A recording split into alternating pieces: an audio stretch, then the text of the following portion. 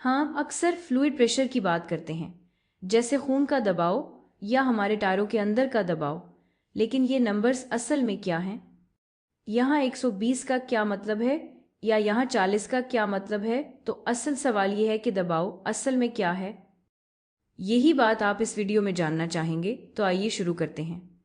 इसे समझने के लिए हम एक बिल्कुल मुरब्बा लकड़ी का डब्बा लटकाते हैं और सारे कोतों के बारे में सोचते हैं। हम जानते हैं कि एक ग्रेविटेशनल फोर्स नीचे की तरफ काम कर रही है, जो कि तनाव की कुव्वत से बिल्कुल मुतवाजन है। लेकिन एक और भी है, यहाँ एक और कुव्वत भी है। याद रखें कि हमारे कमरे में हवा के मॉलिक्यूल्स हैं और ये हवा के मॉलिक्यूल्स मुसलसल टकरा रहे हैं और छोटी छोटी कुव्वत लगा रहे हैं। लेकिन हम इन कोतों को कैसे मॉडल करें? इर्द गिर्द अरबों हवा के मॉलिक्यूल्स हैं और वो मुसलसल टकरा रहे हैं, तो हम इसे कैसे मॉडल करें? हम इन्हें मुसलसल मान सकते हैं, इससे चीज़ें आसान हो जाती हैं। लेकिन इससे भी ज़्यादा अहम बात यह है कि अगर हम सतह के इलाके के बारे में सोचें, चूंकि ये एक बिल्कुल मुरब्बा डब्बा है और सतह के इलाके बिल्कुल बराबर हैं, इसका मतलब है कि मॉलिक्यूल्स की तादाद हर सतह पर फी सेकंड टकराने वाली तकरीबन बराबर है। और इसीलिए हम उन कोतों को तकरीबन हर सिमत से बराबर मान सकते हैं और इसी वजह से ये कोतें आपस में मनसूख हो जाती हैं और डब्बे को कोई रफ्तार नहीं देते या इस तरह की कोई चीज़ नहीं होती। लेकिन ये कोतें देखें, डब्बे पर हर सिमत से दबाव डाल रही हैं। लिहाजा ये वो कोतें हैं जिनका ताल्लुक दबाव से है। लेकिन कैसे? इस सवाल का जवाब देने के लिए आइए एक बड़ा बॉक्स सोचते हैं। फर्ज करें कि यहाँ सरफेस एरिया से 2 गुना ज्यादा है। तो यहाँ हवा के मॉलिक्यूल्स जितना जोर डालेंगे, इसके मुकाबले में वहाँ कितना जोर होगा? वीडियो को पॉज करें और इस बारे में सोचें। अच्छा, चूंकि हमारे पास इलाका 2 गुना है, अगर हम कोई भी सतह लें, मिसाल के तौर पर ऊपर वाले सतह, तो फी सेकंड टकराने वाले मॉलिक्यूल्स की तादाद यहाँ 2 गुना होगी। तो क्या हम देख सकते हैं कि इसी मंतक से यहाँ कुव्वत की मिकदार भी वहाँ से 2 गुना होनी चाहिए। अगर सतह का इलाका 3 गुना होता तो कुव्वत की मिकदार भी 3 गुना होती। यानी हम देख सकते हैं कि हवा के साल में जो जोर डब्बे पर डाल रही हैं वो सतह के इलाके के मुतनासिब है, या दूसरे लफ्ज़ों में कुव्वत फी इलाका एक तसलसल है। यही वो ख़ास बात है जो हवा या आम तौर पर किसी भी सयाल के ज़रिए डाली जाने वाली कुव्वत की होती है, और यही तनासुब कुव्वत फी इलाका हम आम तौर पर तनाव कहते हैं। ठीक है, लेकिन दबाव असल में क्या है? हमारी मिसाल में देखें कि कोते किसी बेतरतीब सिमत में नहीं हैं, सारी कोते सतह के इलाके के अमूदी हैं। लेकिन हम कैसे इतने यकीनी हो सकते हैं? हमारा मतलब है, ये तो बेतरतीब मॉलिक्यूल्स हैं जो टकरा रहे हैं, कहना। अगर हम जूम करें तो क्या नजर आता है? हम देखेंगे कि जब मॉलिक्यूल्स टकराते हैं और टकराते हैं और वो हमारे डब्बे की दीवारों से झलकते हैं, हम ये तवज्जो करेंगे कि रफ्तार हमेशा डब्बे के अमूदी होती है। और इसीलिए डब्बा जो कुव्वत इन मॉलिक्यूल्स पर डाल रहा है वो भी डब्बे के अमूदी होती है। और इसीलिए तीसरे कानून के मुताबिक मॉलिक्यूल्स जो कुव्वत डब्बे पर डाल रहे हैं वो भी बराबर और बॉक्स के मुखालिफ अमूदी होगी। इसी वजह से यहाँ की सारी कोतें हमेशा अमूदी होती हैं। और देखें, यहाँ एक ख़ास किस्म का तनाव है। ये सिर्फ कोई भी कुव्वत नहीं है, यहाँ कोतें हमेशा अमूदी हैं और यही ख़ास किस्म का तनाव, जब कोतें अमूदी हों, इसे दबाव कहते हैं। तो हम दबाव को एक ख़ास किस्म के तनाव के तौर पर सोच सकते हैं जिसमें कोतें इलाके के अमूदी हों। लेकिन रुकिए, इससे एक और सवाल पैदा होता है, क्या सयाल ऐसी कोतें भी डाल सकते हैं जो इलाके के मतवाजी हों? जी हाँ। दोबारा हवा के मॉलिक्यूल्स को देखें, ये सब बेतरतीब सिमत में हरकत कर रहे हैं, है ना? अब सोचें कि अगर कोई हवा हो, यानी अगर ब्लॉक खुद नीचे हरकत कर रहा हो या ऊपर की तरफ हवा चल रही हो, जो भी हो, यहाँ कुछ रिलेटिव मोशन है। अब अगर हवा हो, फर्ज करें हवा के मॉलिक्यूल्स ऊपर की तरफ हरकत कर रहे हैं बेतरतीब सिमत के साथ साथ, तो चूंकि ये मॉलिक्यूल्स डब्बे के मॉलिक्यूल्स के साथ इंटरैक्ट करते हैं, ये इन पर भी कुव्वत डालेंगे और इन्हें ऊपर की तरफ खींचेंगे। इस कुव्वत को विस्कस फोर्स कहते हैं और इसकी असल वजह यह है कि मॉलिक्यूल्स आपस में इंटरैक्ट कर सकते हैं और नतीजे में देखें, ये कल विस्कस फोर्स की सतह का रकबे के मतवाजी होती है और ये कुव्वत हमारे मरबा को कशिश करने की कोशिश करती है। ये बिल्कुल ऐसे है जैसे कार्ड्स का एक डेक हो।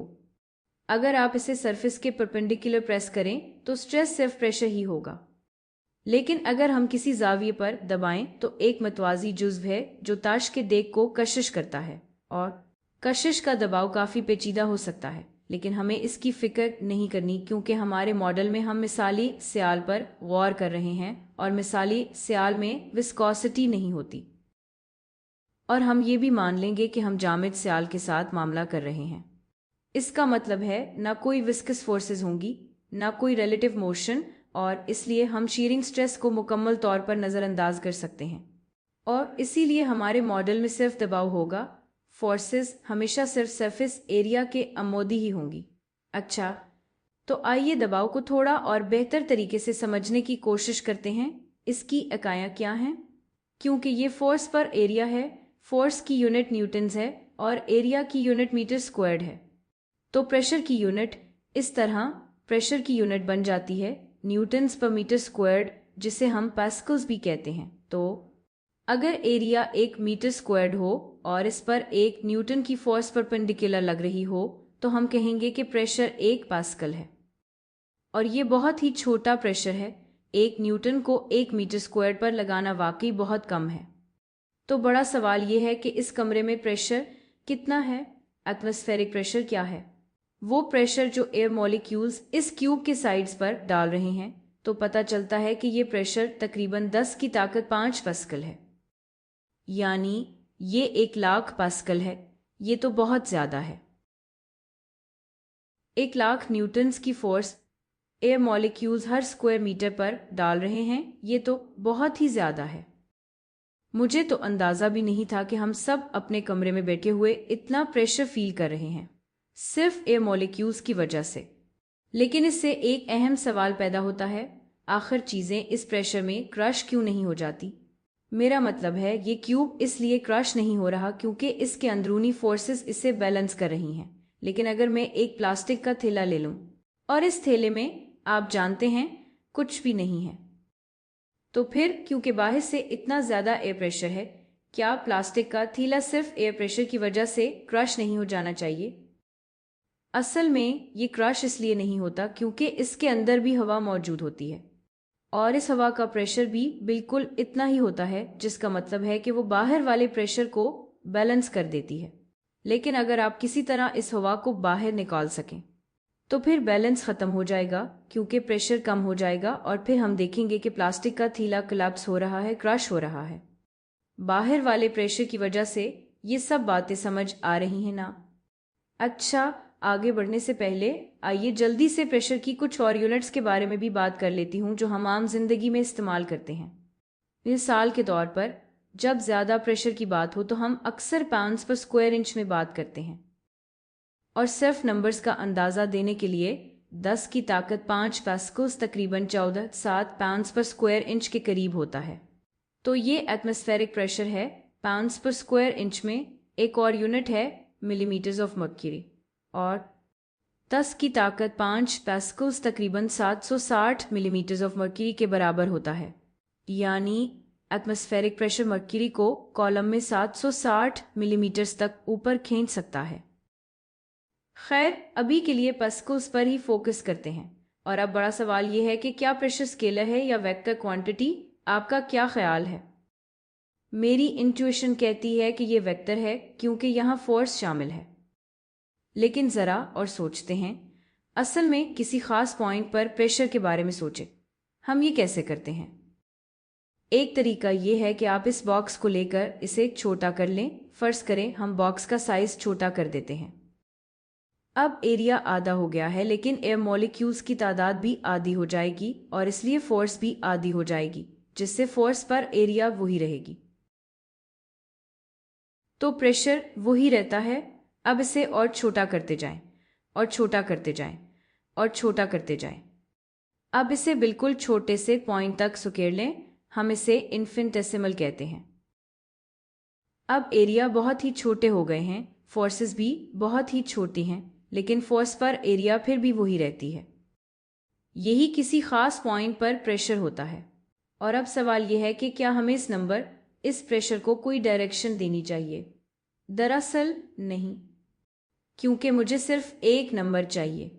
क्योंकि ये नंबर ये बता रहा है कि अगर आप जूम इन करें और आपके पास कोई भी एरिया हो तो हमेशा फ्लूइड की तरफ से एरिया पर परपेंडिकुलर फोर्सेस लगेंगी, और वो फोर्स पर एरिया 10 की ताकत 5 पास्कल्स होगी, और ये हर डायरेक्शन से वैलिड है।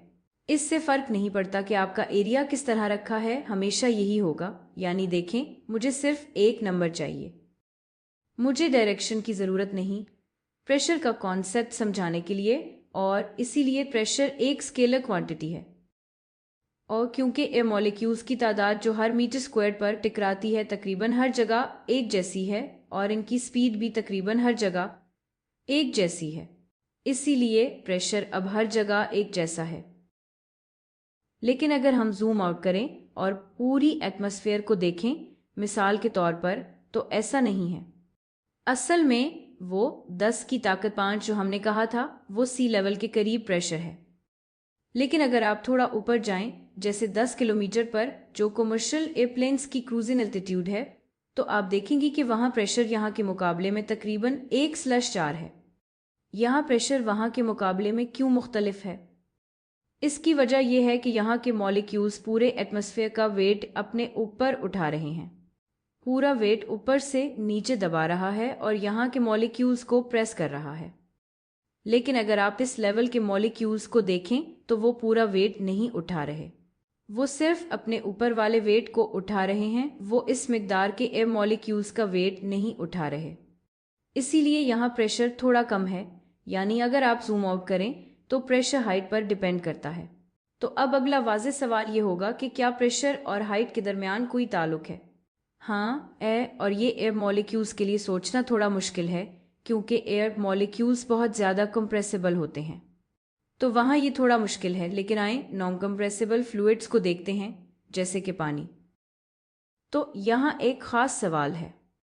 अगर हमें यहाँ किसी लेवल पर प्रेशर मालूम हो तो किसी डेप्थ पर, फर्ज करें h नीचे, प्रेशर क्या होगा?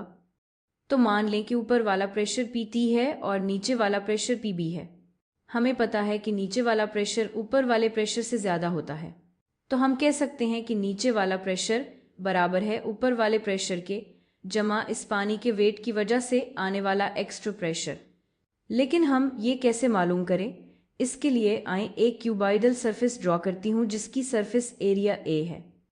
अब यहाँ जो एक्स्ट्रा प्रेशर हमें मिल रहा है वो इस क्यूबिटल कॉलम के वेट की वजह से है।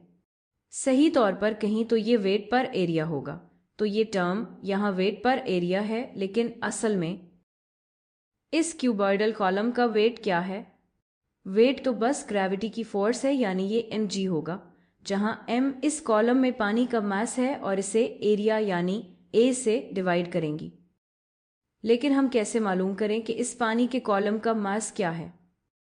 हमें पता है कि डेंसिटी यानी मास पर वॉल्यूम होता है, तो मास को डेंसिटी ज़रब वॉल्यूम लिखा जा सकता है, और इसकी वजह यह है कि हमें फ्लूइड की डेंसिटी मालूम होती है। तो हम इसे यूँ लिख सकती हूँ, फ्लूइड की डेंसिटी यानी पानी की डेंसिटी ज़रब कॉलम का वॉल्यूम ज़रब g, और इसे A से डिवाइड करेंगी।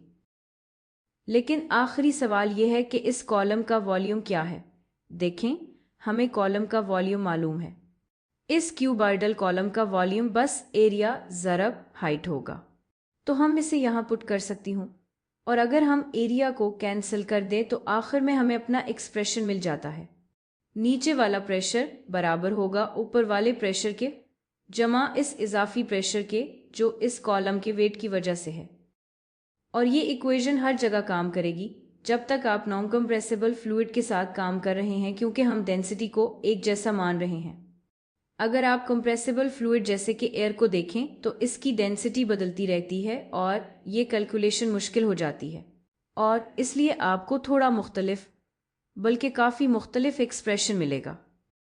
लेकिन जो बात मुझे वाकई हैरान कुन लगती है वो ये है कि किसी भी नॉन कंप्रेसिबल फ्लूइड के लिए जिसकी डेंसिटी खास होती है, दो पॉइंट्स के दरमियान प्रेशर डिफरेंस सिर्फ इनकी हाइट पर डिपेंड करता है और किसी चीज़ पर नहीं।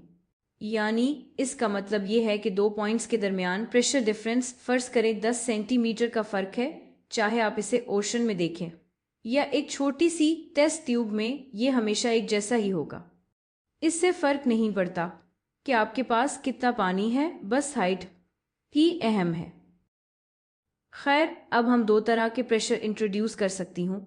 जो प्रेशर यहाँ है, ये दोनों, उन्हें एब्सोल्यूट प्रेशर्स कहते हैं।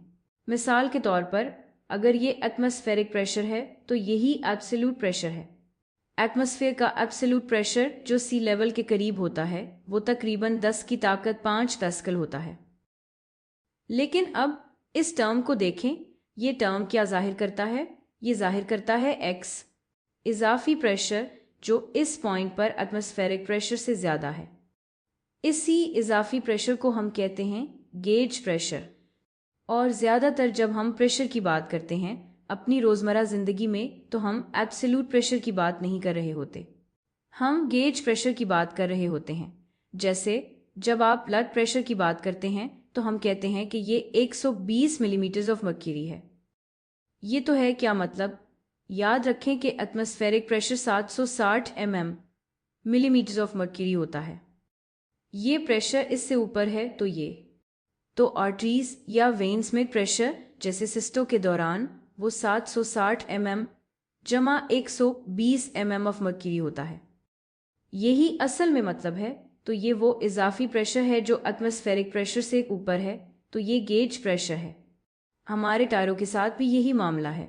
मिसाल के तौर पर अगर आप टायर के अंदर प्रेशर देखें तो आप देख सकते हैं कि ये तकरीबन 40 साई है, लेकिन ये गेज प्रेशर है, यानी ये एटमॉस्फेरिक प्रेशर से ऊपर है। याद रखें एटमॉस्फेरिक प्रेशर 14.7 साई है, तो टायर के अंदर प्रेशर 40 psi एटमॉस्फेरिक प्रेशर से ज़्यादा है। तो ज़्यादातर वक्त हम गेज प्रेशर्स के साथ ही डील कर रहे होते हैं। अच्छा, आखिर में वापस आते हैं। यहाँ फ़र्ज़ करें कि आपको गेज प्रेशर और डेप्थ का ग्राफ बनाना है, ठीक है? आपके ख्याल में ये ग्राफ कैसा नज़र आएगा? मसलन एक लेक के लिए और ओशन के लिए आपने इस बारे में सोचते हुए पॉज क्यों नहीं किया? अच्छा, लेक को कंसिडर करते हैं। बिल्कुल सरफेस पर गेज प्रेशर 0 होता है क्योंकि वहाँ प्रेशर बिल्कुल एटमॉस्फेरिक प्रेशर के बराबर है। तो हम 0 से शुरू करते हैं और फिर आप देख सकते हैं कि गेज प्रेशर हाइट के प्रोपोर्शनल है, ये इसके प्रोपोर्शनल है।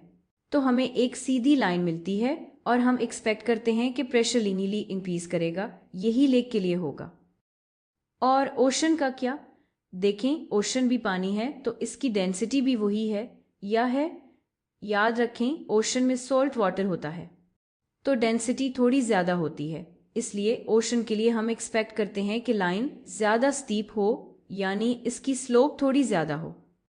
आखिर में वीडियो ख़त्म करने से पहले अगर आप एक क्यूब को पानी में डुबो दें तो पहले हमने कहा था कि प्रेशर हर तरफ से बराबर होगा, लेकिन अब हमें पता है कि नीचे वाला प्रेशर थोड़ा सा ऊपर वाले प्रेशर से ज़्यादा होता है, जिसका मतलब है कि नीचे वाली सरफेस पर फोर्सेस थोड़ी ज़्यादा होंगी ऊपर वाली सरफेस के मुकाबले में, क्योंकि एरिया तो एक ही है। तो क्या इससे नेट ऊपर की तरफ फोर्स पैदा नहीं होगी? हाँ, ऐसा ही होगा और इसे बुओयंट फोर्स कहते हैं, जो कुछ चीज़ों को तैरने में मदद देती है और इसी के बारे में हम अभी वीडियो में बात करेंगे।